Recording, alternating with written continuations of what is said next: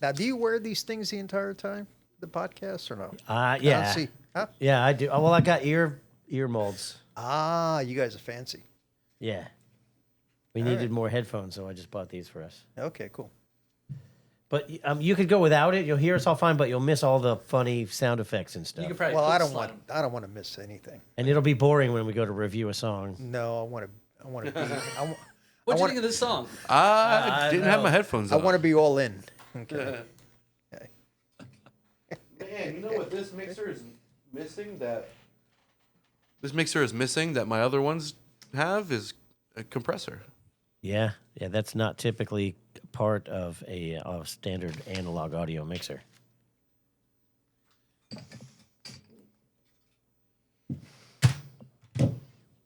Interesting.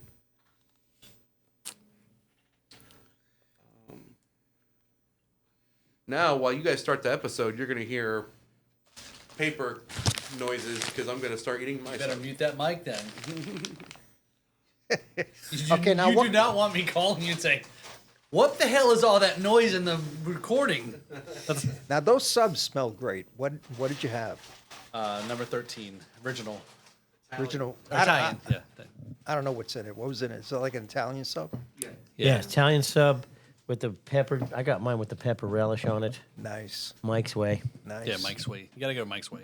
Their bread is really fresh too. Nice. What did you get, Devin? Same thing? Number 13. They go with number 13. I love Italian subs, man. Especially if they're hot. Okay. You know, my wife and I. I'm a sucker for a hot Italian. Hey. I go back and forth. Sometimes I prefer it cold. Sometimes I get it toasted. But I've had my fair share of Sometimes Italian you women. are toasted when you show up. So True. I don't date Italian women anymore. No. Yeah, those sometimes if you get your hot Italian toasted, Why? they're fun at first, but then they turn cold after a while. All right. So what happened? Spill guts. you lie down on the couch. This is not my therapy session. This is Devin's road story. The No, thing with well, the problem was one of them was like fake Italian, like white girl Italian. She was like white, and her like mom, her grandma was Italian, and so she claimed it, but she really didn't Okay. live it at all. she was She was like 2 generations Yeah. removed. Yeah. Okay. she's like the Italian version of a wigger. yeah. So is that stolen valor? And they call it? Yeah. No. Just like Italian adjacent. Yeah. Yeah, there you Something like go. that. But she had all the bitchiness of a normal Italian. Well, let me tell you what; those Italian women are That's gorgeous sad. when they're young, but when they're old, that it doesn't stick with them. What's that? No. Their looks. When Italian women get old, like no. Casting call for the Wicked Witch of the West. All the Italian women, come on. I hope you're not airing that because you're going to get a lot of hits on that one. Okay. Sophia, What do you mean? Sophia Loren. You don't think she aged okay? I'd leave all this Loren. in. Come on. Sophia Loren was She was classic. Come totally edible till the day she died. Edible. All right. What are we Kevin talking the about now? Cannibal over here. Well, depends on what you're eating, Devin. Yeah. See, Sophia Loren is an exception to And that. Italian. Oh, To say that all Italian women look bad when they're old would be racist, and I'm not racist at all. Not all. Not all. Just most. Many. An undetermined percentage of them don't look as good when they're older, which is not unique to the Italian subset of humans. let's see. Okay, Let's see, this there has you gone go. downhill already.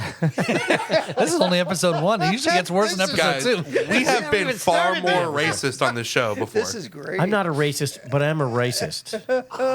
I'm very discerning about the kind of rice I eat. I don't know if I can last an hour with you guys. So what's your favorite? White, yellow, brown, fried? I'm not a big fan of Long? brown. Do you like the long grain?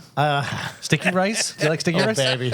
I like it rice. long and sticky, baby. Yeah, that's what she said too.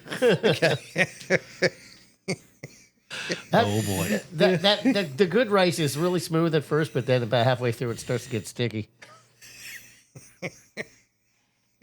It was Carolina long grain rice. Remember that? That's right. That sounds like a country song. Rice It's an actual product Is it really? at one time. Well, it's no doubt Uncle Ben's brand. Still around. Yeah. You know. All the it's a few years ago they had a big kick up about all those brands that were considered racist, offensive. Paul just eats rice because he gets to picture Asian women bending over to pick it. And he imagines that big puddle they're in is because of him.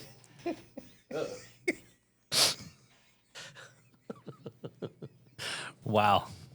We gotta have Jersey Mike's more often. He'll never be able to eat pork fried rice again. It's gone. Okay. It's out of the menu. So how did fried rice get pork in it? It's been pork. I don't know. They put the pork in, I suppose, at some point. Devin, are we recording? Preparation process. Yeah, so thanks for watching exclusive content on our Patreon here. Yeah. This is all of our Patreon content here. So Brought to you by what? FIDA. Tommy Chan's Uncle Chan's. This is my dream business, Ed. You and I are going to go into business together. We're going to open Uncle Chan's no-kill animal shelter and Chinese to go. You ever watch Family Guy and you got the guy, not Family Guy, but South Park, and you got the guy the Chitty Walk. Chitty Walk. Okay. Have you seen the latest ones? Yeah. I'm not in on the South Park. I fell behind. There's some episodes I haven't seen, but they're just like rude, crude, socially unacceptable. Did you see the one? Did you see the one where he converted his shop into like a collectible store, like a game or not game? What is it? I'm trying to blank on like little action figures, like collectibles, like kids are like these Pokemon or Beanie Baby, No, something haven't like that. seen that So one, this was no. just last season. Oh, yeah.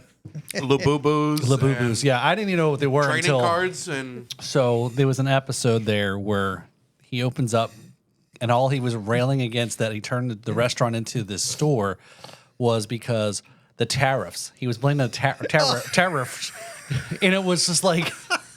And he was like, how expensive, why is it so much money? He's like, oh, it's not me, it's the tariffs, and he was just going on and on. That last season, they went crazy. Oh, they I think did. they're like, go ahead and kick us off the air because we already are paid for and collecting a check. So let the government kick Give up us the rest of the season off. Yeah, so they were pushing. Well, they'll just start the South Park network. Some of the older shows, older ones. Did you like the one where Randy needed to get pot? And he blew up his balls with cancer so he can go get weed. Kevin's looking at you like I'm missing out on something. He couldn't get pot at a dispensary because they didn't have a medical reason. You got it. You don't have to fish hard for medical reasons. Not here, but Yeah. yeah. in Colorado, right? Yeah. Yeah, well, New York is especially like very, strict. But no, he had to get cancer, and then he got those friends that have cancer, and then they're all bouncing around in their balls. This scene is fucking hilarious. Wow. You haven't seen that episode, Kevin? I've seen a few episodes, and like some memorable moments for me were when they were escaping from some place, and Cartman was like, "Give me your Jew gold." I'm going to send you a link from YouTube. I mean, you're going to crack up. And then the other one was it's one of them's licking the carpet. And they're like, what the hell are you doing? He's like, well, I want to be a lesbian when I grow up. My mom says if you're going to be a lesbian, you got to lick a lot of carpet. So he's got his tongue on the ground. Going through the living room. It's absurd, but it's funny as shit. Oh, that's the school teacher guy. No, that's Randy. Oh, that's Randy? Yeah. Look when those bounce His balls. feet don't even touch the ground.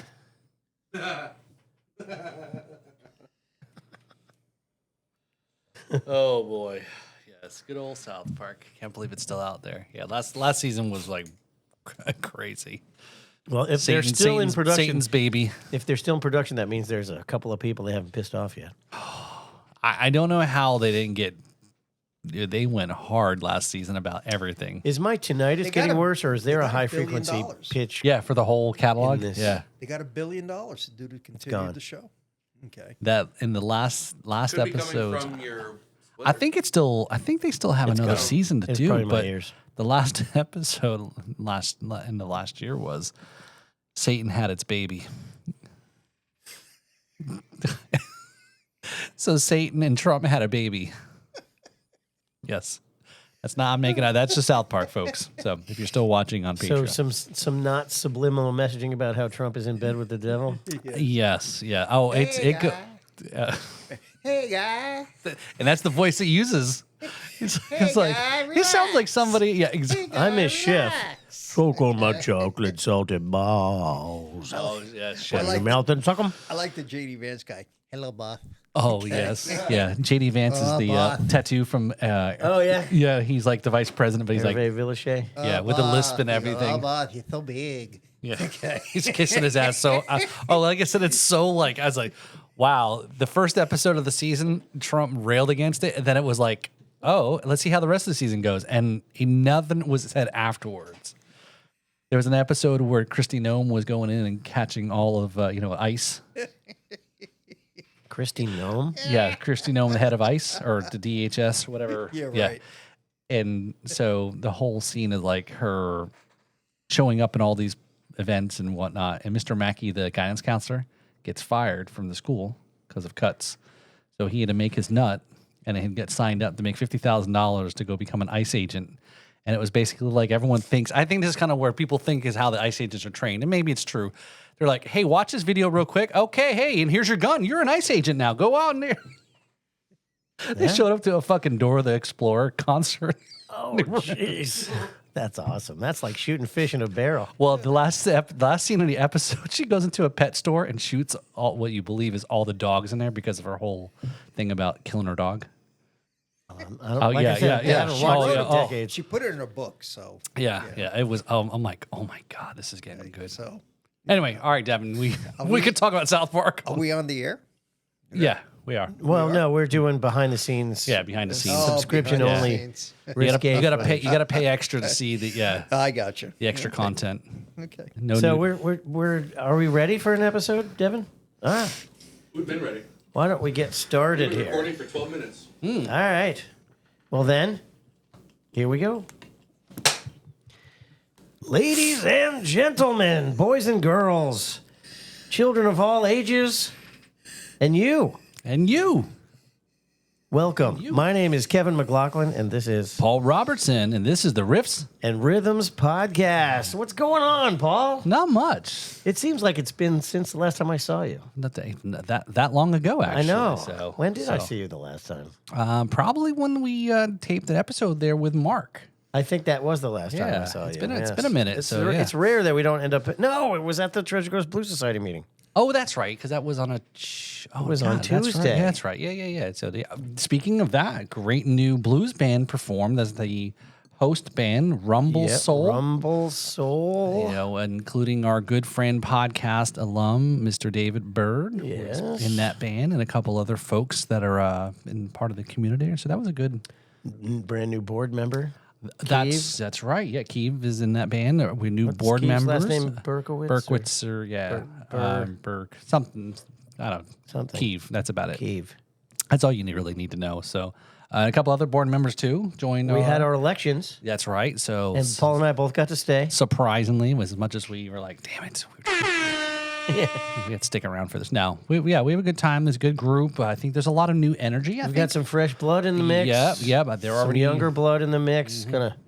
Gonna make things a little more streamlined. Yep. So so this is good and get some new folks in there. See what we're gonna do this year. Some events coming up this year.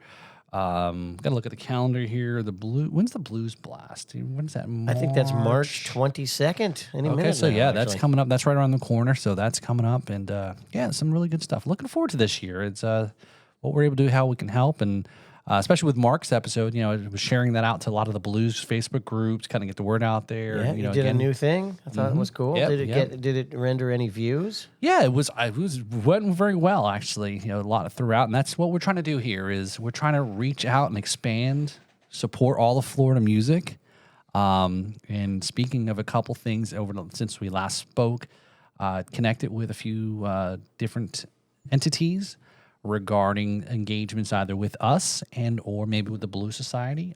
Yeah. Palm City is going to have its own School of Rock. So I got a chance to meet the folks, the owners, and the people way that are putting cool. that together. So they're opening up a new school there. Do you have to? Do you have to know the whole Jack Black catalog to graduate? Yes, yes, yeah. So, so I connected with them, and surprisingly, they watched the show. So thank you for tuning in. And they said they like our banter. So apparently, Yes. so we don't. Somebody watches. If you like our banner, I can't. That must not account for taste, I guess. So but, here's you the know. thing about internet. Now, those of you who do this, you'll be able to relate. We're here alone in a studio with our Ghost on the Aux expert technician here, right. and our as yet to be unnamed guest. And if when you're watching, we have no idea. We're not there when it happens. We don't know if no one watches or if anybody watches. We can tell that there's a number of views, but it doesn't say how much of it you Say watched. hi. Watch. Say hi. Say hi. Drop a comment. But it makes it so that it's really nice to get a compliment. Yeah. Because we don't know if you watched it and hated it or not. Or maybe you watched it and you liked it and then you watched another one. Yeah. We don't know. Let us know. Put a like in or Hit put the a- subscribe. If you hate it, you should comment anyway. Yeah, if Yeah, you so hate these it, guys it's suck. even better to reason to comment. We Lord. like controversy. You better use some AI in those faces, man. So, but you know who is somebody else who apparently watches our show and likes apparently what we do? Cesar Chavez. No, our guest. This week's guest. Oh, that's true. Yes. We should actually go ahead and name our guest because he's here. He came all this way. I know. So, Dying to get on the camera. ladies and gentlemen, expert guitarist and Florida musical celebrity, Yes. Mr. Ed Berrios is in the house. How you doing, Ed? I'm doing good, guys. How about you? I'm Doing great, great, It's man. good to see you. And look, he's all emotional about being on the I set. know. He's I already know. tearing up. He's like, I can't believe I know. finally made it. I know. Oh, I had the pleasure of sharing the stage with Ed last week at that jam. And oh yeah. Ed absolutely just Oh, kicked butt and took names. that It was a pleasure. jam, I was like, holy shit, look at the gunslingers at this. Hey, I know, I say good gunslingers all the time. Guitar slingers. So you were there, and Kevin, Dave Bird, Jimmy Sinatra. Jimmy Presley. What the fuck am I going with that? Jimmy Presley was there? Yeah, that was another guy I met. So, Oh yeah. Tremendous fun, man. Yeah. Everybody had a Yeah. great time. Great audience too. The place was packed. it was great. Yeah, I think it's better every month. Yeah, so Yeah. the momentum's going. We talked about it. It's and Kevin's kind of really stated it was keep it the same place. It's consistent, and people know every month there's at this location. And it was a good turnout. Yeah, for sure. And sometimes it takes years, and then somebody will say, I heard you guys just started a jam. Yeah, 2 years ago. Come on down. Really? Now you did that in collaboration with the Treasure Coast Blues Society, right? Correct. No, that's awesome. Well, we did that as part of our function within the Blues Society because we're both board members. Right. Because you're a board member. Yeah. Right. I got to tell you, I was a board member there for a couple of years, but I got to tell you, you guys have done really a great job over the last couple of years. You see it. You see it in the production of the shows that you put on. You see it in your marketing that's out there, And I'd say, this is taking a real turn for the best. So keep it up, man. You're doing a great Thanks. job. All right, Thanks. nice. Well, it comes from the first jam that we did after I got on board, and I was looking around at the audience, and the average age was probably like 70. And I'm like, the mandate of the Blues Society from the national level is to keep the blues alive. And I'm like, the blues is going to die any minute. We need an ambulance in there.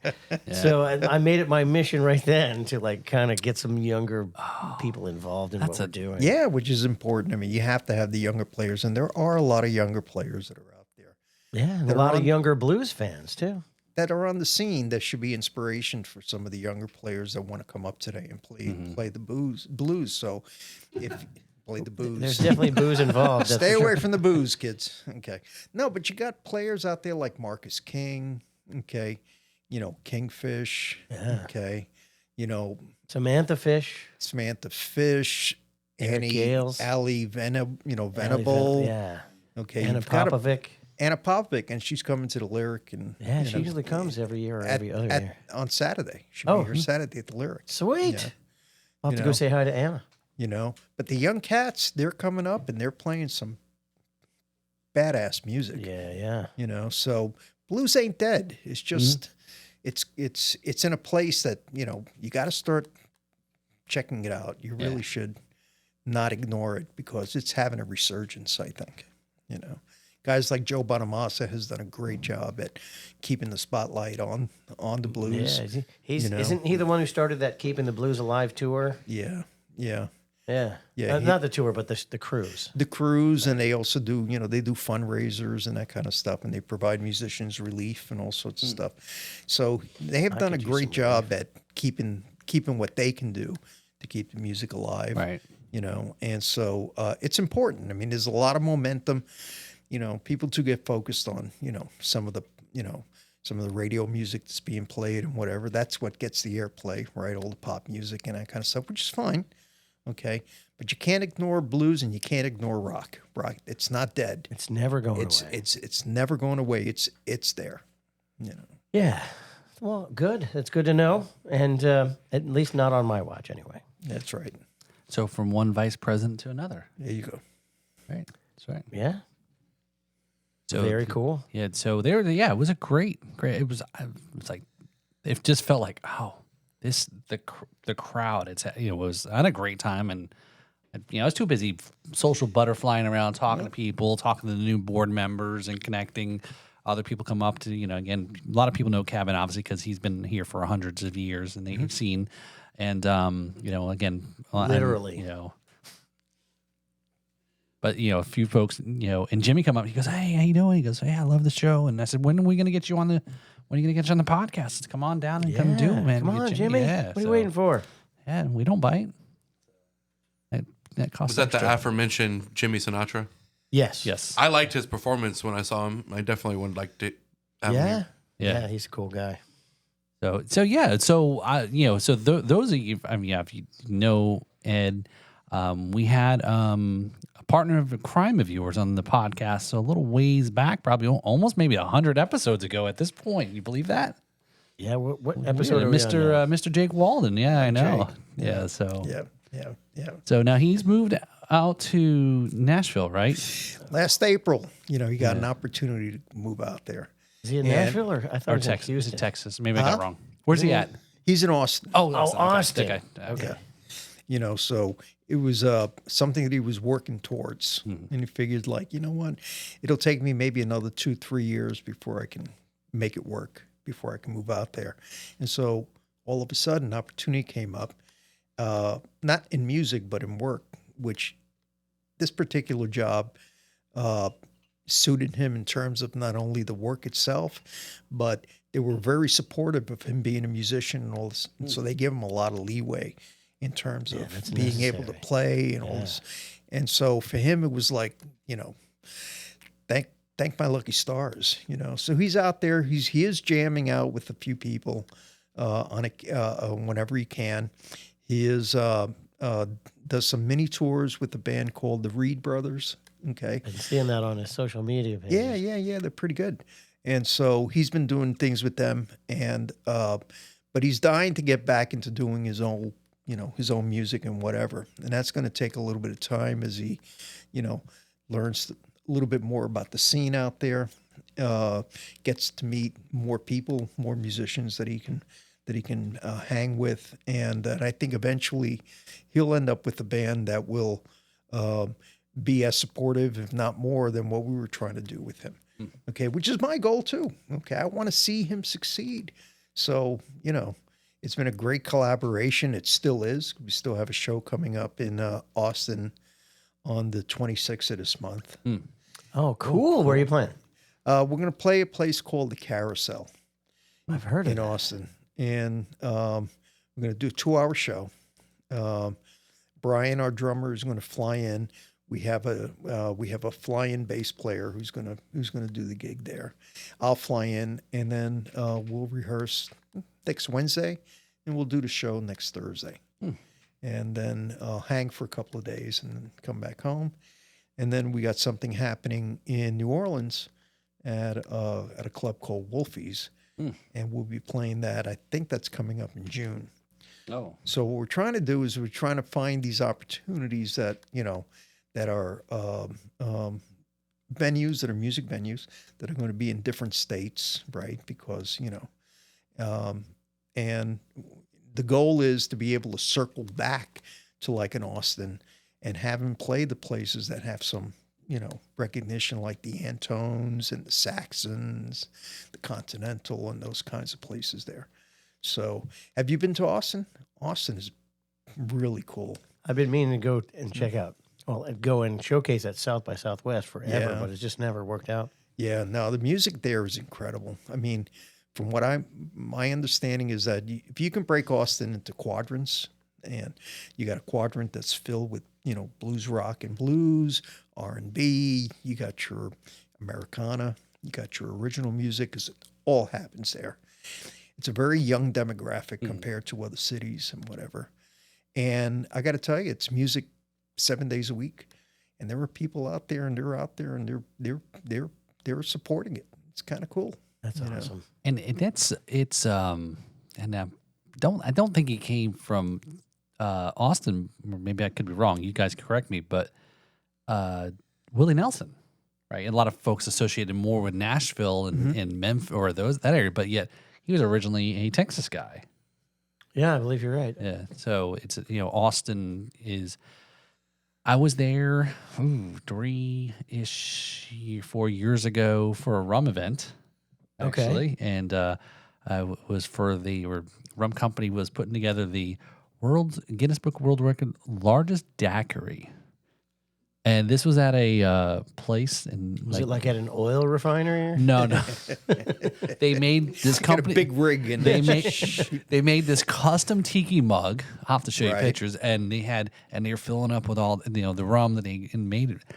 They hosted the event at. Do you remember watching TV shows in the bars, Duffy's, etc. Sure. Called Chive TV? Yeah, It was still at, on. It was at their headquarters, Oh, cool. and you want to talk about a cool ass? I'm like, Chive corporate headquarters. yeah, they have a bar in there. They have the desk, and then they have 2 stories, and there's a slide to go down to the first floor. And I'm like, and people were like, "Hey!" And again, this is even 3-4 years ago. Like, "Hey, take the video, put it on TikTok." I go, "TikTok?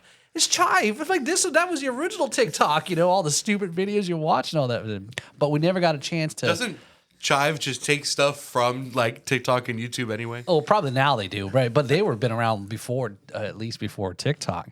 Never got a chance to really hit the music scene though. While I was there, it was a quick trip in and out. My niece lives in Austin, so we've talked about. It's like, hey, I gotta maybe buy tickets. I have a place to stay, right? Right, And just right. go and.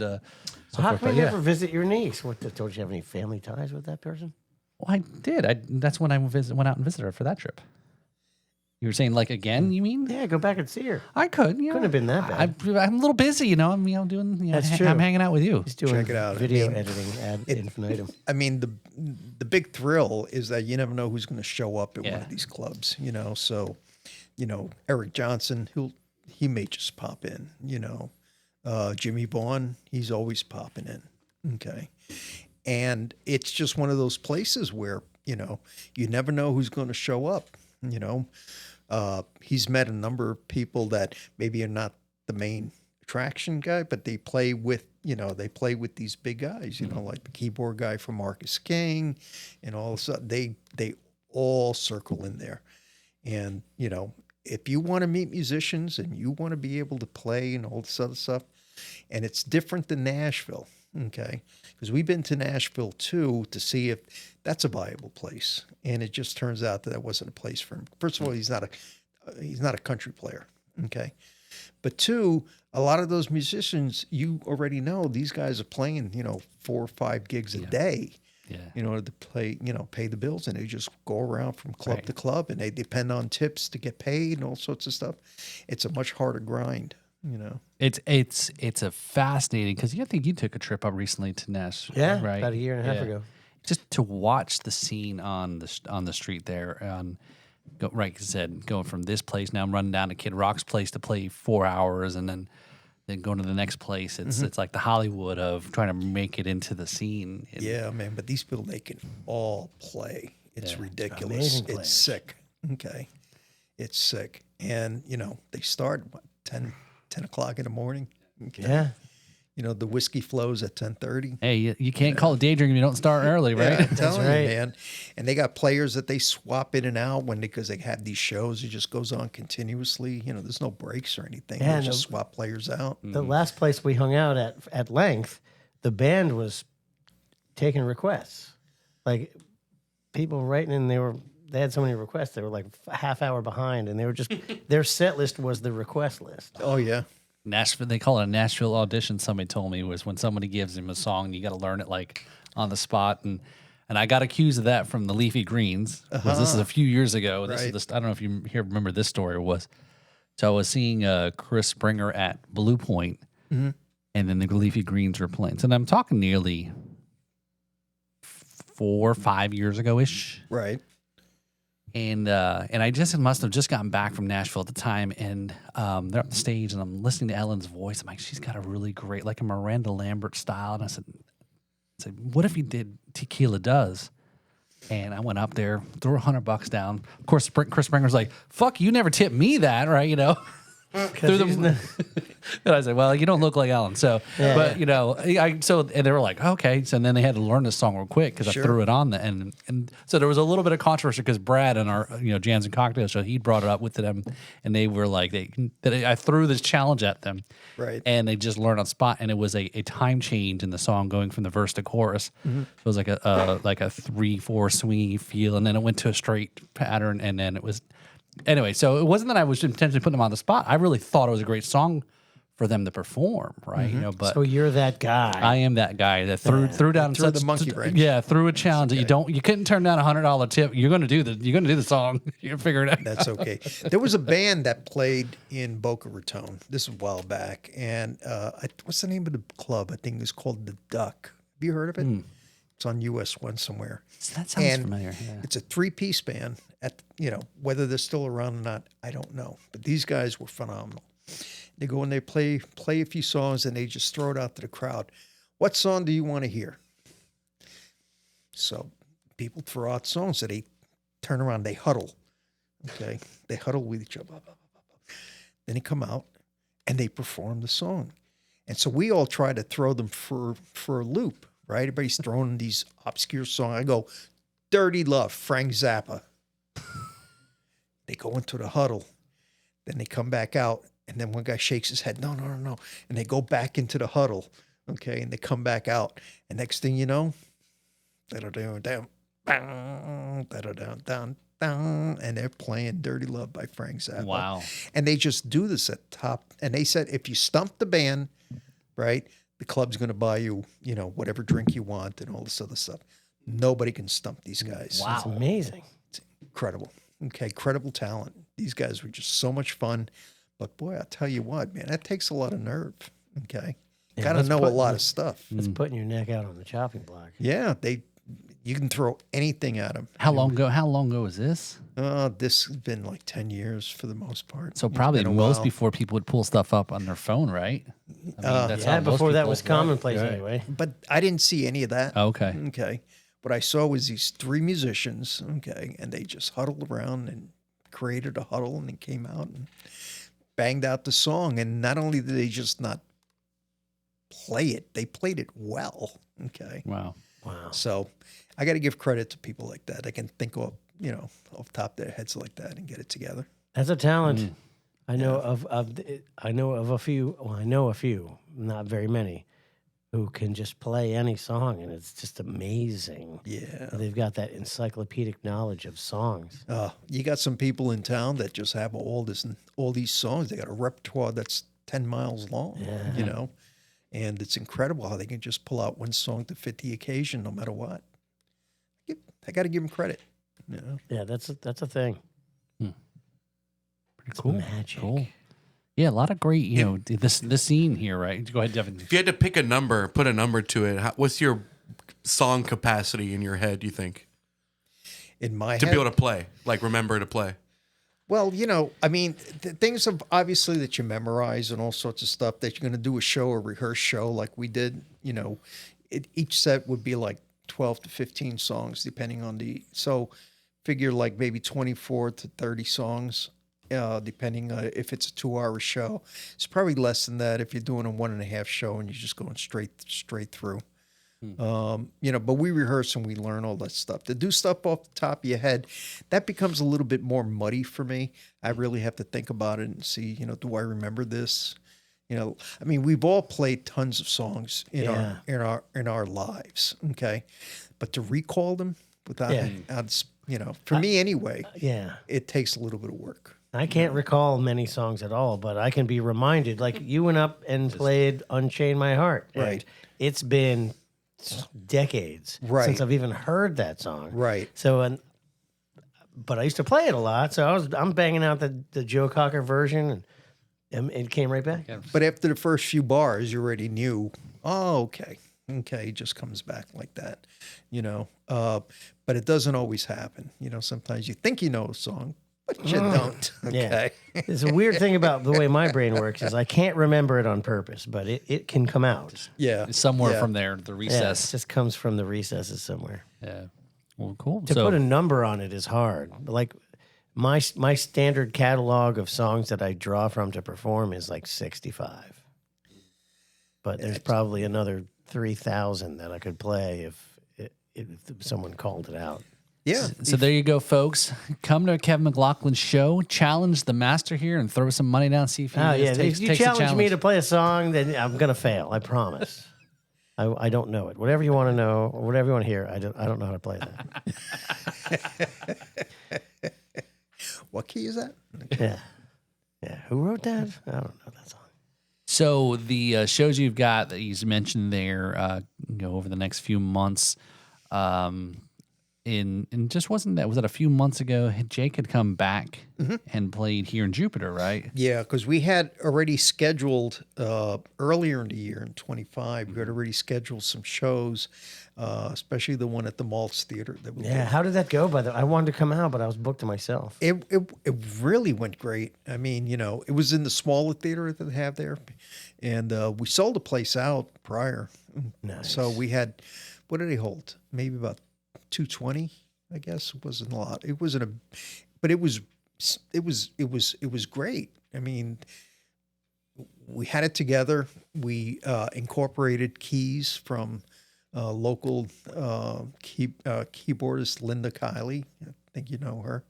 Was she the same one that played with you at the Riverwalk? Yeah. Okay. So she did that show with us, and we also had Janelle Eve doing vocals too with us, and she also was at the Riverwalk show. So we had those shows booked, and then we ended up getting the New Year's Eve show at Conky Joe's, and that went over well with the same lineup. So now we're going to consider, if all the logistics work out, when we do some of these out-of-state shows, if it's possible for Linda to be there and for Janelle to be there, we're going to try to present the band as a bigger band, okay? But we have to make sure that logistics make it work. Yeah. Because it costs you money. I mean, Yeah, the more people, the more expense. Yeah, I mean, you hope for ticket sales and all sorts of stuff, but you hope to break even and you hope to kind of like make some money. Okay. But, it's fun, but people do have bills they got to pay. Yeah, that's true. So, Yeah, it's do you got to get- be economically Do, feasible. do you get a bar tab at the malts? No, but they did give me a bill. Okay. Okay. Oh, yeah, that's cool. Do they serve matzo balls then? I didn't see any. No. Oh, okay. Yeah. But they are super nice Yeah. and very helpful. And That place is really renovated a lot over the last they did a great job. Yeah. It did a great job. Yeah. And upstairs, like when you're in your rooms, your green rooms, and all sorts of stuff, they have dressing rooms and whatever for you. It's like really cool. It's a great show. I mean, I'd love to do it again. So You could make it an annual event. we're hoping that that's in my wish list. I would like to see us book another show there, and so that Jake can come in. And I said, Jake, let's keep reconnecting with the community here because this is where you started, and people know you, and they would love to see you, and you shouldn't disappear. So Yeah. if we can book shows at places like, like the Malts, maybe the Black Box, maybe the Funky Biscuit, maybe up at the, what's that place up in Fort Pierce, the Riverside? The Lyric? Is that, Not- no? The Lyric is kind of cool, but, we just don't have that juice yet for them to book us. Now, we have the option of renting the place. Right. Okay. Yeah. But it's a big outlay, and you got to make sure that all your ducks are in order because you Yeah, you got to don't put lose. people in Right, those seats. right. So What about the Bamboo Room? the Bamboo Room, we played that a couple of times, so I'm not really sure. But hey, we have to check out all those Yeah, venues and yeah. see. Yeah, we've been talking about the Bamboo Room's come up a few times, and they had a show, an event or whatever you want to call it, maybe about a month or so ago, and there was another one of those like from 12 to 5 p.m. 4 or 5 bands performed, and so yeah, I mean the music is out there, and and then even looking just recently, Taj had come through. Am I getting that right? Am I thinking the wrong person? But- Taj Ferrante. No, Taj Mahal had come. Oh, Taj through. Mahal. Oh, He'd Taj come Mahal. through, or is coming through, or something, and looking at the seats for the tickets up because he's playing in Fort Pierce, and it was like, wow, it's like it At was the pretty Sunrise, packed. probably. Yeah, that's it, Sunrise, and I was like, wow, this place is pretty much almost sold That's out. a 5,200 seat So, venue. but I mean, it's he's a name, and again, people traveling to the area, so it's Kepmo's amazing. Yeah. Okay. Yeah. I don't know. Cab is great. Oh, maybe I'm mixing. That's what I think it was. Keb was maybe there. That's maybe what I'm thinking because I know. Oh my God, Tim O'Donnell talked about Keb and Taj at the Yeah. same, in one of his shows for a while back. But Yeah, I don't think that Taj Mahal is actually with us anymore. okay, so then he probably wasn't playing there. So yeah, It would be too soon. a long trip for that gig. Yeah, the Ouija board. Yeah. Canceled. Yeah, Yeah, to get a one-way ticket to the Taj Mahal I show. just lost all my fucking blues credibility. Wait, let's, You're on the Blues Society and you didn't know? Yeah, I know. Yeah, correct me, please correct. I'd be love to. I don't know. I'm not sure. I find out think if he's. I have any- I think any- he's still alive. Yeah. So. I don't want to kill you off, Taj. Yeah. I don't know. They're Yeah, dropping yeah. like flies. Yeah, that's these true. Yeah, days, I so know. it's I hard said to keep Robert up. Duvall died Robert the other day. I Duvall. know. I didn't know he was 95. Holy cow. You Neither know who did I. died is Reverend Jesse Jackson. Yeah, just he died. died today. yeah. Yeah. Yeah. That's 84. inconvenient. That's a lot of people, man. These It's- guys, they're And- up there in their years, man. I didn't know Duvall also was 95. Yeah. That's I know. And then we were watching. It was something about. It's like I've totally forgotten. Was about Okay. Boo Radley. He was in the To Kill a Mockingbird. He was that was his breakout performance. Was the movie To Kill a Mockingbird? Hey, to put Yeah, everyone's mind at rest, Taj Mahal is still alive. Yeah. All Sorry, right. Taj. Good job. Didn't mean to do that to you. Yes. Okay. Must So have I been am thinking of good. somebody Yeah, else. time to get the band together. Okay. Yes. There you go. All right. So come on down, Taj. We believe in you. Sorry. Right. As you were. Taj Mahal. Yes. Yeah. So, yeah. So so. Again, I know, a lot of folks know, you've been in the area. How long have you been in this South Florida? Have you always been in the area, Ed? Well, I moved to Florida in 75. I was young. I was 21. Okay. At that time, Delta Airlines had, flights for $60. And it was one of those things where I came down on vacation 2 years prior to that with a bunch of guys from work. And coming from Brooklyn, New York, okay, it was like mind blowing to see nice sandy beaches and palm trees and sun and everything seemed so clean. And I'm going, oh man, this is paradise. I think I want to move here one day. Okay, so one day came within a year, and when I got a job offer to come down. And I was just a kid, I was doing telemarketing and that kind of stuff. Yeah, okay, fine, I'll come down. I got my $60. I got one guitar, got a suitcase, and then I got another $60 in my wallet in case it didn't work out so that I can book it back and get back home. But that was that was pretty interesting. The whole family came with me to the airport. Okay, and so like they were sending me to war or some shit. Okay, and I came down, and the company was nice. They put me up in this no-tell motel on US 1 and Sheridan Street, where there was a lot of business happening there. Okay, and it's like, the hell am I doing here? And so I ended up meeting somebody from work. We ended up rooming, and so I ended up staying with that company. Believe it or not, as they grew 3 years, I ended up staying with them for 22 years. Wow. Yeah. Okay.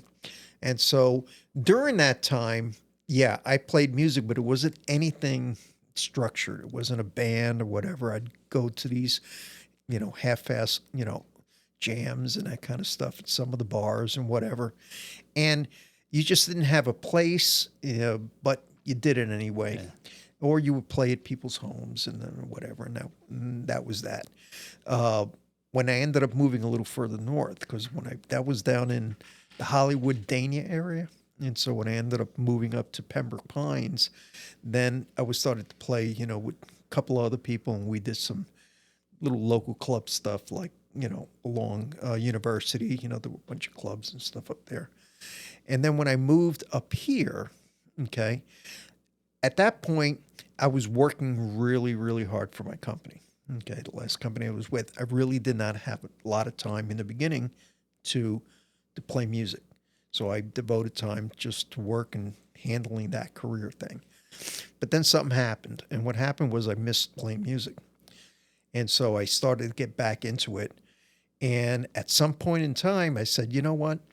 I'm going to try to do this. So I spent 2 years trying to get myself back into a playing mode.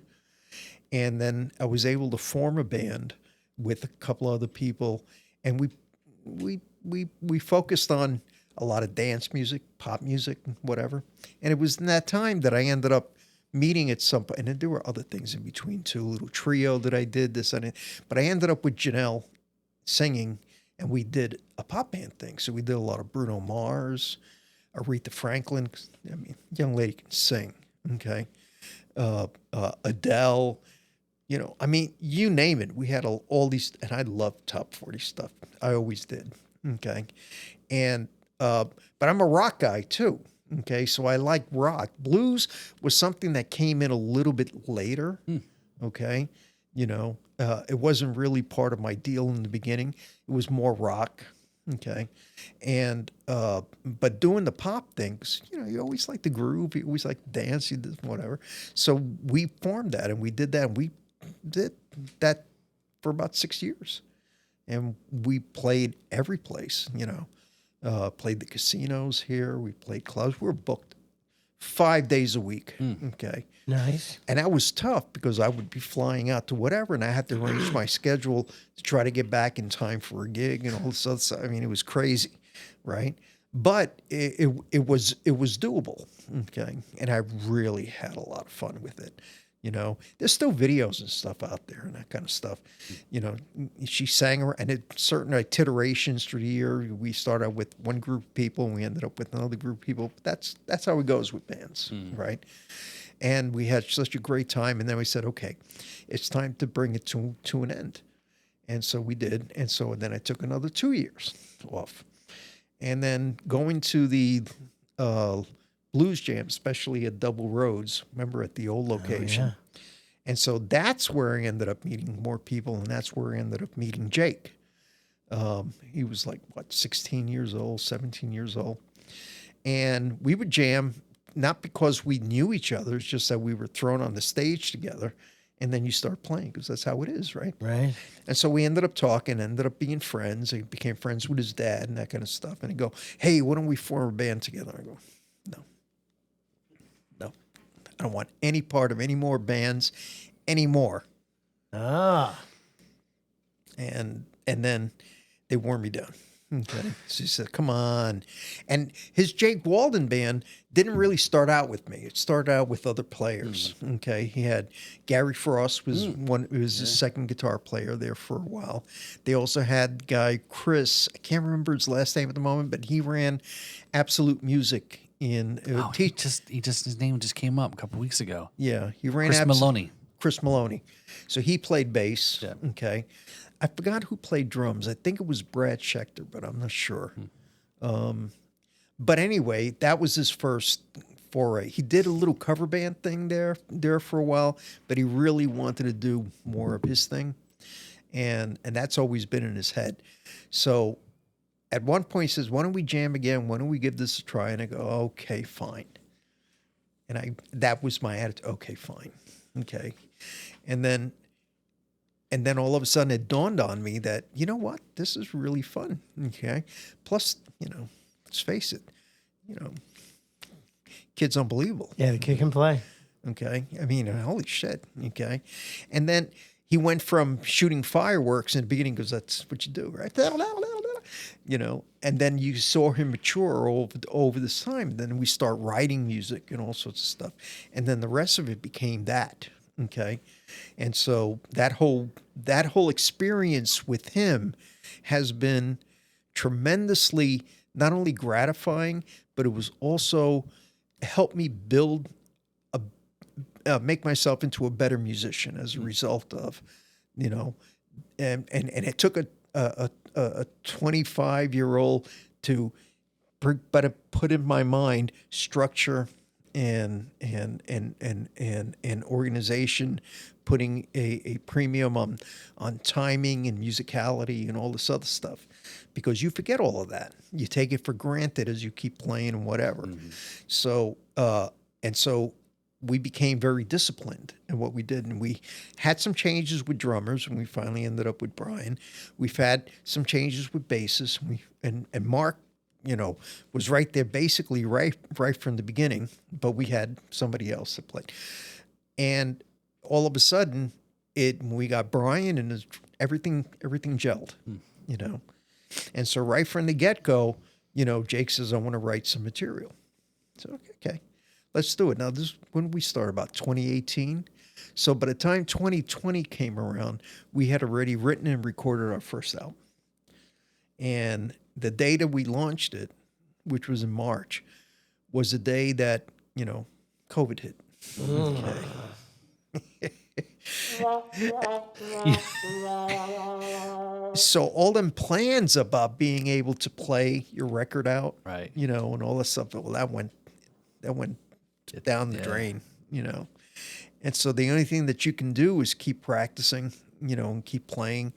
And if there was a place that you can play that was outdoors or whatever it is, there's a lot of places try to do outdoor stuff, in order to keep the business going. I know Double Roads did it. Remember with the big tent outside in the parking lot and all sorts of stuff? A lot of restaurants still have their, outdoor parking seating spot, staked out and eat out. They got outdoor sections. That was such a great idea, and they got stymied after a while by the city council. But they did it for a while. We played it for, and people loved it.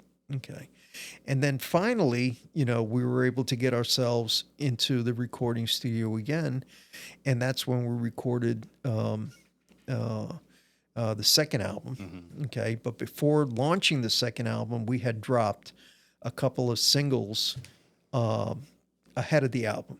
So that's when we dropped Blues Is Back. And that's a good video too. I had, in the biz, in the pharmaceutical biz that I was in, I had a marketing company in Boca Raton that did a lot of my marketing, a lot of my ads and all sorts of stuff. So I went to them, and they did me a big favor putting together a production crew to film that. And we had and that was an experience, okay? Because you're playing over your own track, and you're doing the take 6, 7, 8, 9, 10 times, okay, just to get it right, okay? And the audience has got to get engaged and all this other stuff. I mean, it's all contrived, obviously. But it was a good video, okay? The sound was good, okay? And we were waiting to do another, but we haven't got our act together yet to do another video and that kind of stuff. And then we dropped a couple of songs. We dropped the last single we dropped was "Keep Pushing Along," which is a good song. And then we have another one dropping, I think, in March, and that's going to be called what's the name of that title? can't forget it. But it's a cool song too, man. It's got some drive to it. It's got some interesting parts. But the album itself, Orbit, that Blues is Back is on, pretty eclectic. Okay, you got some It's a good album. different sounding songs. Have you heard it? Yeah. We've actually reviewed it. The Blues is Back. Oh yeah. Yeah. We reviewed it on the episode. I think we number actually did a long couple. time ago. We think we did actually 2 of Jake's songs actually. Did we? I think so. That's why I'm scrolling through to find back how far It's hard to tell what we've done at this point. it's that long ago. Oh, the new one's going to be cool. Gotta wind it down. Okay. Okay. And I think that you're going to like that. I think you're going to like that a lot. We have high hopes for it. Now, high hopes. Okay. We're hoping more than 10 people listen to it. Right. But we've gotten good responses with some of our songs. Okay. It doesn't reflect in the royalty checks that you get from, BMI. Okay. But we've seen our songs reach, out into Europe and all sorts of stuff. That's cool. Not enough yet to cause any sort of like real, whatever. But you never know. I mean, these things sometimes take time to whatever. Right. So not for me, but for him. Okay. So eventually, hopefully, if he keeps marketing these songs and putting them out there, and I think that somewhere along the line, he's going to have success with it. It's always, I think it's like when people go back and they find out about you and they get totally into, an artist, musician, band, and then they want to go further back and say, well, what else is there? Right. Rather than what I'm just hearing right now in this moment, what's the way back kind of thing? And they dig further into the older stuff and catalog. Yeah. Right. Right. So these songs that have dropped recently, that's going to be, because we do want to have put out there one more album,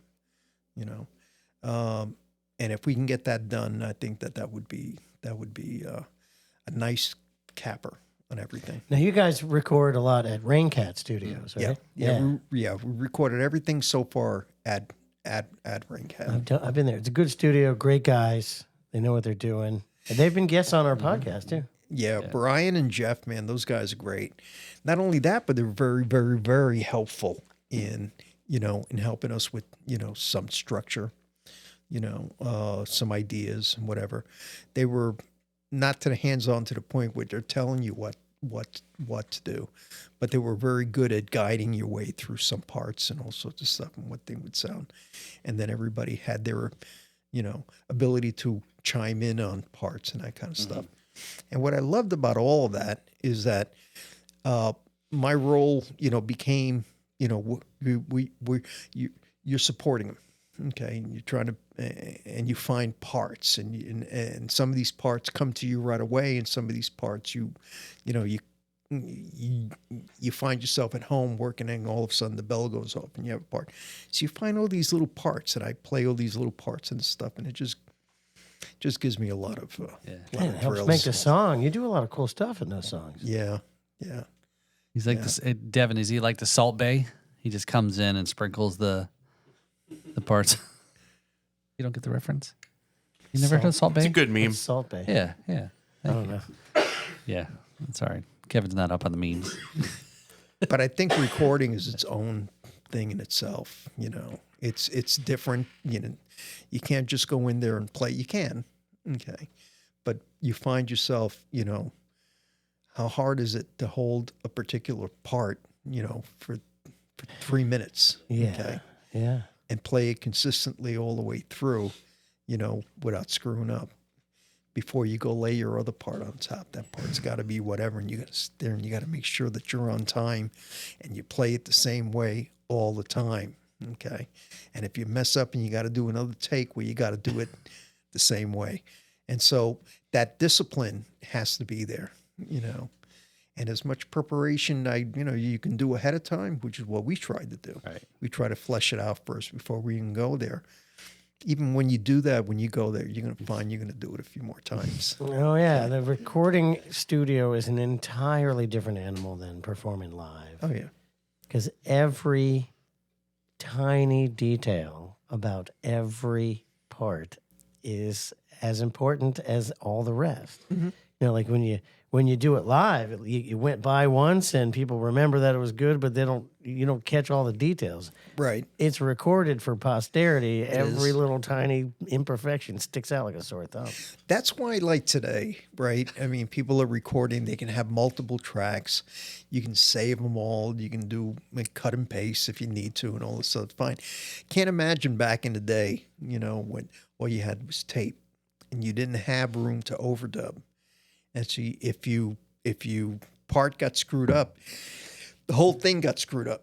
So you had to record it all over again because they couldn't save anything. They only had so many tracks. Right. Yeah, you had to make hard, fast, long-lasting decisions instantly on everything. So I give those musicians back their credit, a lot more credit than I do, honestly, some musicians today who have the opportunity to fix mistakes, punch it in. and all this other stuff.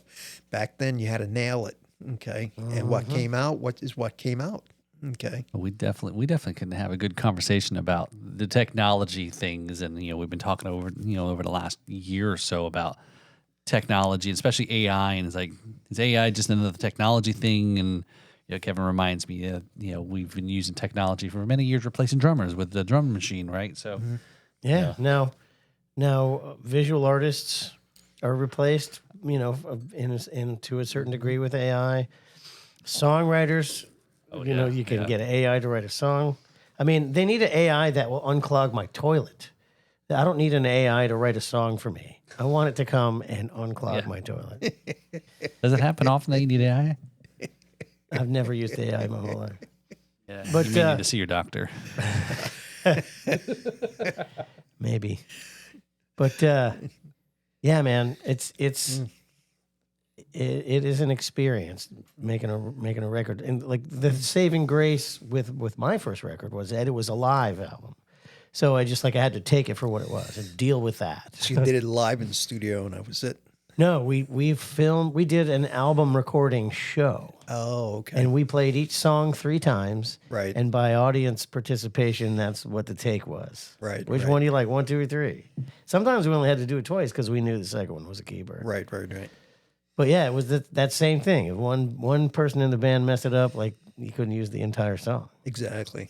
The pressure is different. I mean, if you actually were out on a gig, right, you wouldn't feel that same mindfulness, right? Okay, this thing has got to be, it's got to go without a hitch.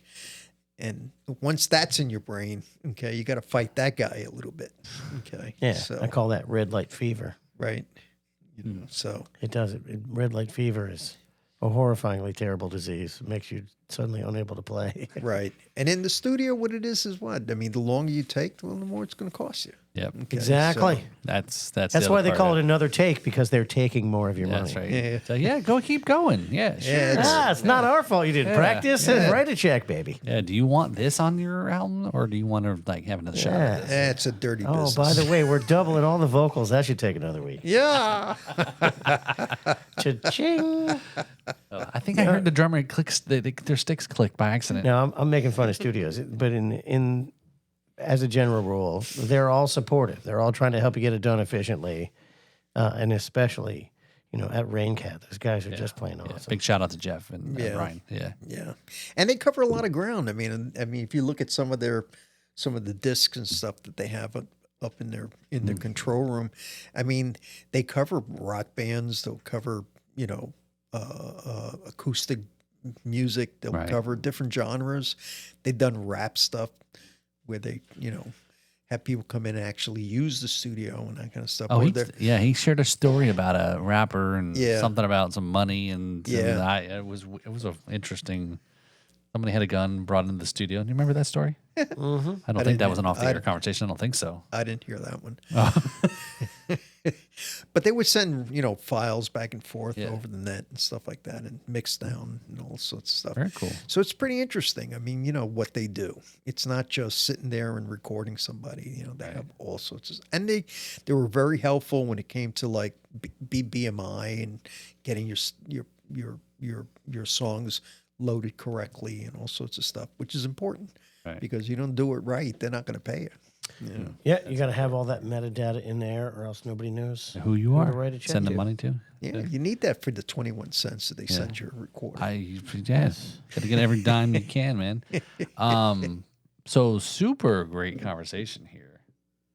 Do we want to do a little jam here? We got some things set You're up here? pressuring us to.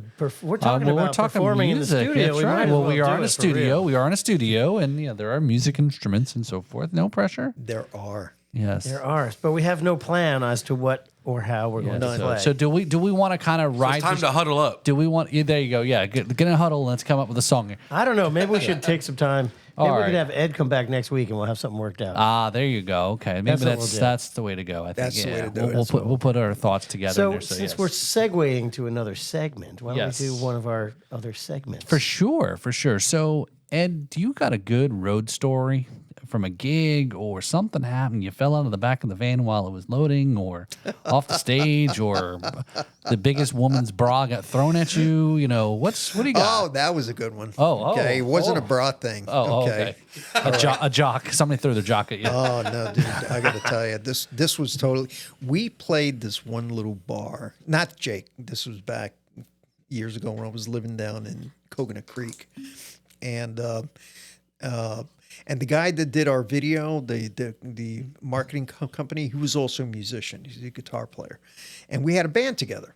Okay, we call it the Ballyhoo Wranglers, and we did a lot of gigs around Boca, Coconut Creek, and whatever. And we ended up doing this gig at this little Mexican Tex-Mex place called Rattlesnake Jake's, right on Deerfield Beach. Okay, Hillsborough, right on Hillsborough Beach. And it was small. This place is small. Okay, but I got to tell you, it's probably a little bit bigger than the studio that we're in. And there's a bar, and there's whatever, in this kitchen, there's tacos, and there's tables and whatever, but it's small. And so we set up, and we were playing. And boy, I tell you, everybody, the place was packed. It was like sardines. And this one woman got very enamored with what I was doing. I go, how nice. So she comes up to the front table, okay, because there was a table there. She sits down right in front of me, okay. And then what she does is that she shoots me a beef, okay. I'm going, It's a handy service. did you see that? Did she just Sharon Stone me? He's been Sharon Stone. Yeah, she was hammered, man. I'm going, wow, what did I do to deserve this? Okay. But it was unexpected. Okay. I go, okay. Yeah, I didn't get the bra tossed like, Tom Jones, but I'll take it. Yeah, right. Okay. You weren't getting panties tossed either, because apparently there was none. There was It's like, none. what's the reaction to that? You like have judges hold up numbers, 8, 10. Oh, that was I don't know what the appropriate response is to a beef shot. that's so funny.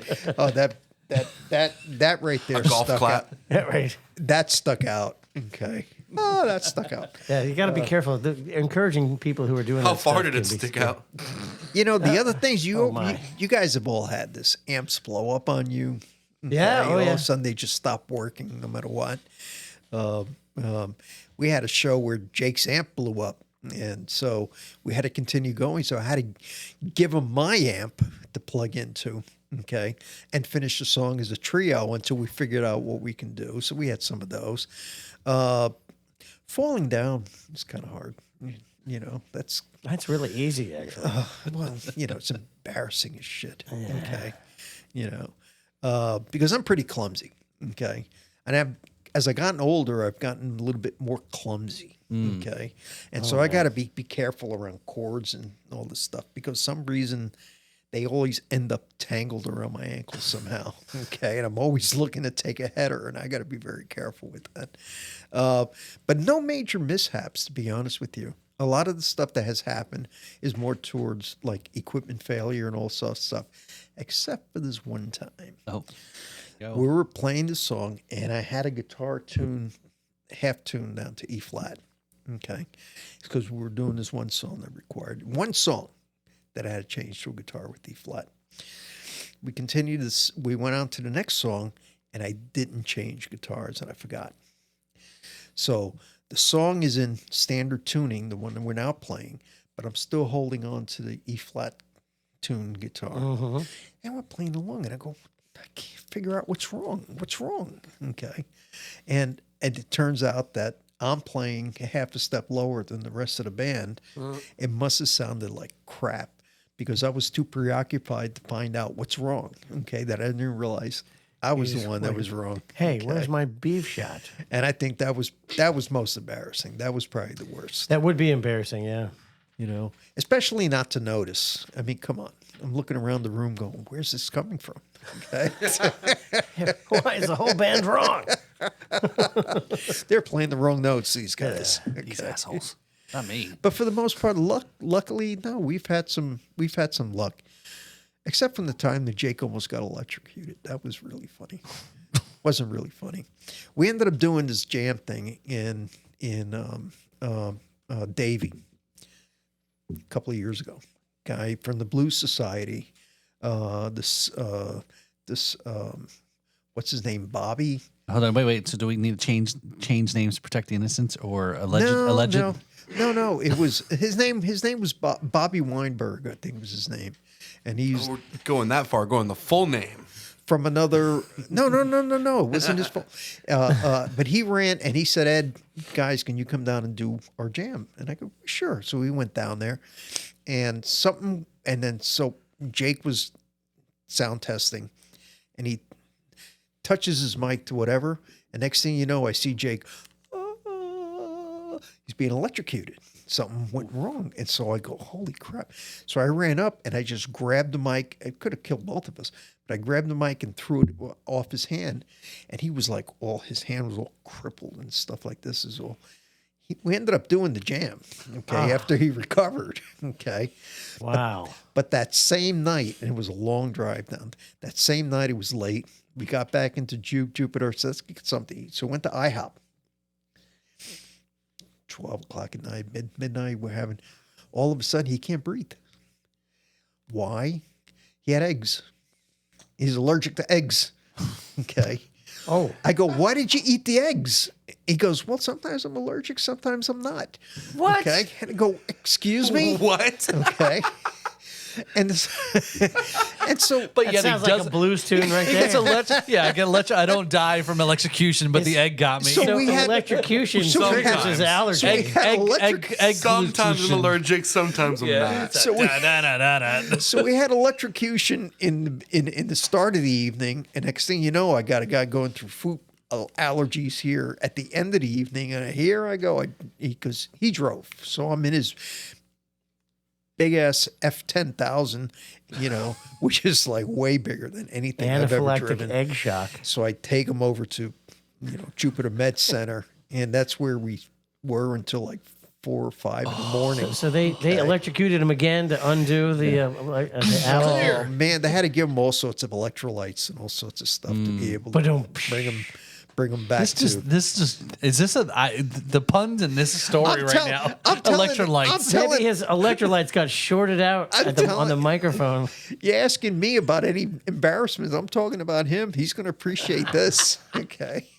All right, now you know the way that the evil geniuses of the world who want to get rid of Jake Walden just put right, eggs on eggs. Did him. you guys put on an electrifying performance? Or electro egg frying. Oh my God. Oh my gosh, yeah. No, he didn't. He didn't share that story. I think he shared the amp story though. I think I remember the I amp wonder story. why but he not didn't this. tell us about the egg allergy. Yeah, I know. Oh, he didn't tell you about As he was eating the mayonnaise Because he wasn't allergic at the time. No. He shorted you on some info. Oh, all right, Jake. Shorted? Oh man, yeah, the kids keep on coming, man. That's right, man. It writes itself. I'm laughing so hard, my head is starting to buzz. You're gonna start wiping your eyes as well, man. You're gonna have a laugh fest here. So, that's good. That's a crazy. Lord. So he doesn't get taken out by the. Luckily, shorted. you don't get that too often. I used to get that when I was in high school because I had a Marshall amp with those 2-prong plug, Right. and they had the polarity switch there, Right, which if right. you survived the electric shock, you could switch the polarity, and then it wasn't so bad. Right. It's so great. I'm telling you the truth. That's so funny. But, those things happen, and I'm glad nothing really serious happened. Okay. But it was did we learn a few things? Yes. Okay. Don't touch That sounds like a football coach and losing after losing a game. approach that microphone very carefully. After watching the game tape. Yeah. Okay, kids. From now on, we don't touch the guitar and the microphone at the same time. Don't This do sounds that. that is super Spinal Tap moment there. Don't so. do that. Oh, yeah. But did you die? That's it. Oh, and what I'm right. And what I'm trying to take a breath to be able to say is it's not nearly as big of a deal as it used to be. Like it's still to this day. Sometimes, like if I'm going to be doing a jam with somebody, like I'll hold my guitar and just kind of like Try to see if it's see if we have the same polarity, or like I'll do the mic. Like you can get, you can survive just a little bit of continuity, but if you grab onto that thing, you could be screwed. forget it. I had it happen to me one time. Now, some of us know a lot about electricity. Some of us. Recording in the garage with my ungrounded Marshall amplifier, in order to save room, I hung my mic stand upside down in the garage door rail. So now the PA is, and I step up to the microphone to sing the first note, and I see this big flash of white, and the next thing I know, I'm laying back against my Marshall stack, and I'm like, "What time is it?" I mean, it can be bad. Like, and Yeah. it was very common for that to happen back in the old days. But now, electrical grounding is a lot better than it used to be. Stuff is much more, death proof than it used to be. I kind of miss the old days where, like, at any time you never could know. die from Right, playing yeah. guitar. Kept you on your toes. You know that you're feeling alive. Oh, I cheated death Yeah, today. cheated death today. No, and I still have that. Still have that as my gauge of success. Like, how was the gig? Well, no accidental deaths or dismemberments, so Not today. it Death. was a success. So I tell you, back in the day too, this is about maybe 71. So we're doing a local show back in Brooklyn, and I had a bandmaster with the big tall cab and stuff like this. An internal voltage of 780 volts in those whoa. tube amps. Yeah. This thing was cranking along, man. It was awesome. And next thing you know, there's all this smoke. It's coming from the amplifier. Go, what the hell? Everybody started scrambling. There was going to be a fire. It was great. But the amp got fried. Nothing you can do. Yeah, those amps ran on smoke. Once the smoke gets out, it doesn't work anymore. All I'm envisioning is the scene from Back to the Future when Marty plays that chord, that power chord, Yeah. and Doc's shop and blows him back. Yeah. So It was like that in the old days. well, I think we got more shenanigans we need to talk to Mr. Berrios about here. But can you come back next weekend? Sure. All right, okay. We're going to do it on the weekend? Yeah, I think great. so, yeah. No, let's do it on Tuesday. Okay, that sounds good. Yeah, we'll do that and come back next Tuesday. Booked then. on the weekend. And then sorry. we'll figure out that song. I think we'll jam on too. We'll play a song. Yeah, and then we'll review also a song too. So we got Okay, our song. not the one we're going to play, but somebody else's song. No, somebody else's. But yeah. But Ed, you got anything else coming up besides the June gigs and here, your show in Austin? Anything else coming up you want to kind of plug? Shout out. Well, for now, I mean, those are the two shows that we have on the books so far. Right. And as far as me locally, it all depends. I have to wait and see, if I get an opportunity to sit in or fill in with anybody and that kind of stuff. So, Ed, I noticed you brought a purse or some sort of shopping bag with you. You guys are great, so you can't go anywhere without some little bit of swag, a little bit Okay. of gifts. Okay, Oh, right? I'm glad I Right? mentioned something.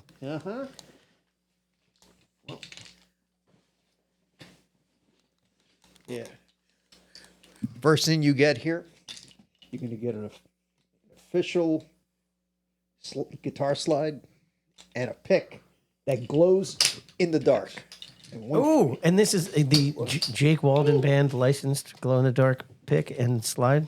I wouldn't mention the license too much. About that. Okay. Bootleg. Well, Bootleg. it's got a sticker with his name on it anyway.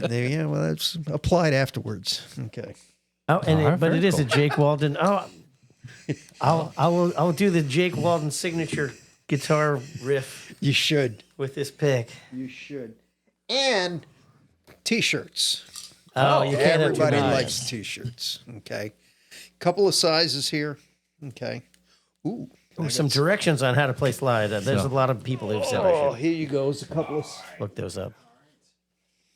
Oh, look, this is not a T-shirt. This is a wardrobe. Got a couple of sizes there, so you see. This is really comfortable. These are really comfy shirts here. I have a feeling they're going to probably get stolen from us by our Yeah, women. that's the kind of shirt that your woman's going to Yes, steal. that's right. Yes. Oh, JWB 24. Check that out. Thanks. Signed. Thank you, Ed. Yes, yeah, thank you. We brought those when we went to the cruise, when we did the Joe Bonamassa cruise in 24, and a couple of CDs. Oh, cool. All right, Orbit. There you go. Ah, you totally rock, man. This is great. Love it. Almond butter. Yeah, blues is black. Yep, that's what we did. So we had another song we did too. So but yeah, the very ones cool. that you were mentioning before.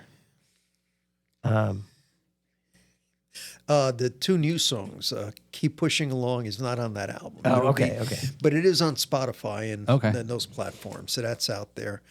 And then Gotta Wind It Down hasn't been dropped yet, so that's going to happen in sometime in March, and it's going to be.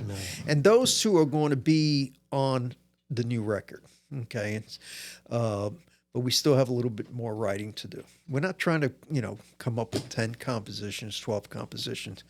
So, Jake, let's do them. Let's drop songs, singles at a time, and then we'll compile them at some point and put out together like an EP or whatever it is.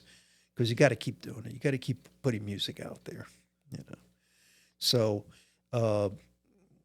that's going to take a little bit of time because it took us a long time to put these together too. I mean, it took us about a year because he's very methodical. Okay, so nothing is going to happen very, very, very quickly. He wants things to be, as precise and as tight as possible. Okay, and he wants to make sure that the songs have, have that thing, okay, that it projects, what he wants to do and puts everything in the right light, and the lyrics are fine, and the riffs are fine, and the structure is fine, and we also try to keep it within a time period that would become more playable on the radio. Okay, on that album, Highway Song, which is a really cool song, Yeah. and that one took a lot of layering. That's probably our longest. Probably lasted, I think, about 6-7 minutes long. But everything else is like within that 3.5 to 4.5 minutes. Go, we're looking for radio play and that kind of stuff. But Highway Song is an interesting song because we had a lot of parts, and we split solos in there. Where I did the first solo, he does the second, and then we have a big harmony part that I wrote that gave you that Queen sound, okay, with that multi-layered different, and it just came out cool. And then we had some keys on there, and it sounded pretty good.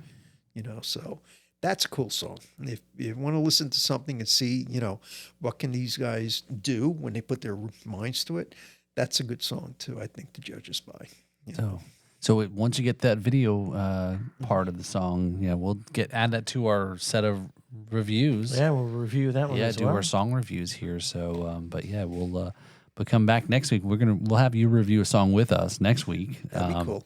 And but very cool. So again, thanks. We guys, we like it when guests show up with stuff and future guests, things. take note. Again, we've expanded the studio here. We're hanging some different posters and show stuff, and then we have our lovely board there. We've covered up the wall there behind Ed, and so that space for rent. So if you're looking to advertise with us or give us a show poster, whatever, we're open to We will sponsorship, charge advertising, the shit out of you. to whatever. put it up Yeah, there. yeah. some- We are more to than somebody open to else. taking your money. You come to somebody else's home. Why do you bring a bottle of wine? Yes, do whatever. yes. You guys got that covered. So Yes. what can they get? No, for sure. Swag. Yeah. Well, we appreciate. Yeah. This, like I Yeah, said, so Who cool, doesn't? man. Who doesn't like swag? no, of course. Yeah. Everyone always, and even though if you don't need it, you want it.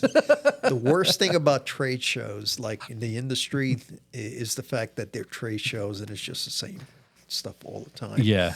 It's the swag. And, okay. Yeah, you gotta have some cool, These inexpensive companies swag. bet Right. money on swag. It's ridiculous. And then you never, right, as a booth person, you want to give it all away because you don't want to carry it back to the car. need a separate bag to bring back this stuff. And Yeah. It's Yeah, like yeah. pens, not a problem. Okay. Yeah. Shirts, not a problem. Hats, not a problem. Yeah. Okay.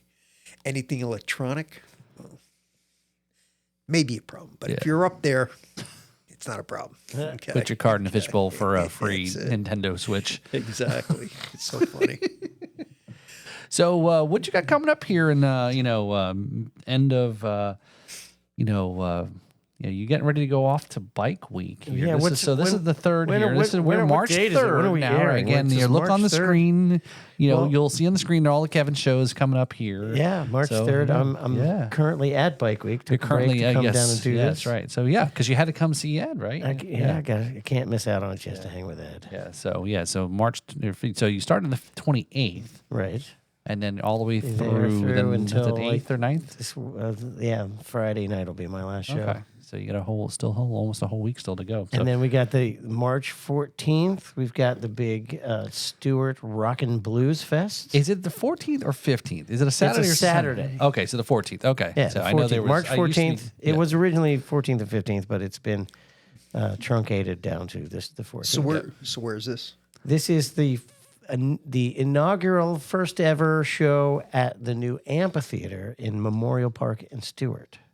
right. You know that big park on Yeah, East yeah, Ocean yeah, Boulevard? yeah. They built a new amphitheater there, and it's just now finished, or almost finished. And we're going to do the first show. It's a cooperative effort between Beer Works and the Treasure Coast Blues Society. Yep. Nice. You get to break her in. And we're going to be the first ones to stomp on the stage. And that's going to be March 14th? March 14th, yes. Beer and bands all day. They're gonna start the day with a ribbon cutting ceremony at 10:30 a.m. And then Cedric Talton and his band take the stage at Nice. 11. Right. Which, from 10 to 10:30 is the ribbon cutting ceremony, but then it'll be everyone in the Chamber of Commerce taking pictures and shaking hands and Kissing babies. kissing hands and shaking babies. And it's going to take, good hour for them to roll off. We're just going to Yeah. have to start Cedric while they're all standing He'll there. he'll get people moving quick. And then there's a bunch of great bands there. Apostoli's on that. Apostoli Yeah. Floyd is You're- the headliner. you're on there. We got Dottie Kelly that's Yeah, performing. This is a solid Nice. lineup. We've got Denny Artachi and his band are performing. Kevin Nice. McLaughlin band is performing. Nice. And then Cedric. All right. I'm going to have to come. All right, March I have to 14th. come crash it. And it's beer, full liquor, and Yes. wine and food. Yep. So it's all part of whatever you want. nonprofits, right? So Beer Works is also a nonprofit. Or Yeah, is it? it's there are two charities, one of which is the Treasure Coast Blues Society, and the other is a different one. Yep. So if you're also looking for volunteers, so that's something that we want to reach out to help volunteer at the event. Volunteer spots, let us know. Have your sales team come out, wear your company shirts, and be volunteers. Get some free advertising out of it, and help for a good cause at the same time. Or if you really want to go crazy, you can be a sponsor. There are still a few sponsorship applications Yeah, just hit us up. available, and you can associate your company with the coolest event that's ever happened in Memorial Park. Yep. That sounds great. But wait, there's more. The following weekend. The following weekend, we will be down at Double Roads here in Jupiter, Florida, for the second annual Blues Fest. Yes. Here's your pill. Thank you. Who's playing on that? The second annual Big Blues Blast is. Oh, Did I say Blues Fest? Yeah, I screwed you it got to up. look at. I got to look at the show poster because I don't know what I'm doing. Yes. What a few bands. So we have. Now I'm trying. Cedric to Talton and Dottie Yep. Kelly will be on that one as Yep. well, as along with Mark Teleska Mhm. Nice. Yep. and Past another guest. band. Who? Past guest, Mark. Yep. Yeah, Mark Yep. Teleska on last week. So I know we just had another band too. It was Captain. What was it Captain? Oh, Captain Reese. Captain Reese Witherspoon. No. Yeah, no. Captain Reese and Son of Man. And the Witherspoons. Yeah, Captain Reese and the That'd be Witherspoons. great. Yeah. No, Captain Reese and Son of Man is the other There you go. band. There you go. So yeah. So good. That's a 12 to an all day event. So come on down. Yeah, all day. That's a ticketed event at though. Double That is a Roads. ticketed event though for sure. Yeah. So come on down there. Great. Yeah. You know. So right that's in- around like the 21st, somewhere. around there. 22nd. 22nd. Yes. So Sunday. Cool, man. Yeah. Awesome. Come on down to that, and that'll be that'll be a good turnout there. That's a big fundraiser event for us, you know, for the Blue Society. Raffle tickets, baskets, giveaways, raffles, and Oh, that's or whatever. awesome. You want to, yeah, so Because we may have, some family that'll come on, come in Yeah. from out of town Yeah. during that time. They're looking at the schedule. So if they're here, that gives us a Something nice, to do. Nice event to go yeah. to. Drop them off and drop off the family and go out to the other things, right? No, I got to hang I'll be with back to them. pick you up. No, I got to Gotta be like, oh, look at that. Runs out the door. No, I got to hang with them. It's a responsibility. Ah, Yeah, well, I'm all sure good, it's all one good. you enjoy. Yeah. So all right, well, good. I have so one yeah. quick thing. Yeah. I don't know the date, but by the time this episode comes out, a new episode of Ghost on the Ox will be out as well. Oh, okay. Featuring Nick Bruno, good friend of ours, who he is a speech therapist by trade, but he is also a musician. He writes a lot of stuff, and he's been transitioning from writing and rapping to making beats and stuff and posting those online. And we had a talk with him, and that was fun. So check that out. Ghost on the Ox with Nick Bruno. Bruno. All right. Okay. Cool. Music. Where it's all over, man. Music. Yeah, music is all over, as it should be. Yes. I mean, not all over like it's ending, but it's everywhere. It's everywhere. Yeah. Music. Omnipresent. Music all over your face. That's going on a shirt. Yeah. Yeah, so go to our website. We've got some shirts there about the different slogans and catchphrases and things that have been said there. So I think we all have one. So check out all that stuff. Ed, thanks for coming on here. Yeah, we were having a blast, man. Had a blast. Thank you. So, all right. And well, you're coming back next week. Can't We'll wait. figure out a song to yeah. play. Yep. I'm going to do it. We'll do all the next week's stuff. You got it. all right. Well, thanks for tuning in. Don't forget to like, subscribe, do all those cool things on the podcast. Listen also to the show and check out the Jake Walden Band support. They're good friends of ours. So we have now had 2/4 of the band on the show. So we'll get the other rest of the guys eventually, I guess. Next 100 episodes. Yep. Mark and Brian, we'll have the official rhythm section season. Oh, yeah, there we go. We'll be hearing parts. They talk about they talk all the shit about the guitar players. Like, oh man, those guys. They do. They talk crap. Yeah, rhythm sections are. That's what we should do a stretch of just bringing in rhythm sections, That's bass it. players and drummers together. Should like Rhythm section. We got to come up with a some rhythm type section. of should like a game show there. That's some kind of catchy. You call phrase. it the rhythm section. No, we it's like we have the guitarist versus the rhythm section, like a Survivor mode style game show or something. I don't know. I'm spitballing here. So anyway, thanks for tuning in this episode here. I am Paul Robertson. And I'm Kevin McLaughlin. This is the Riffs and. Rhythms Podcast. Cheers. Have a great night. All right. Let it run and watch the next episode. YouTube autoplay. Do your thing.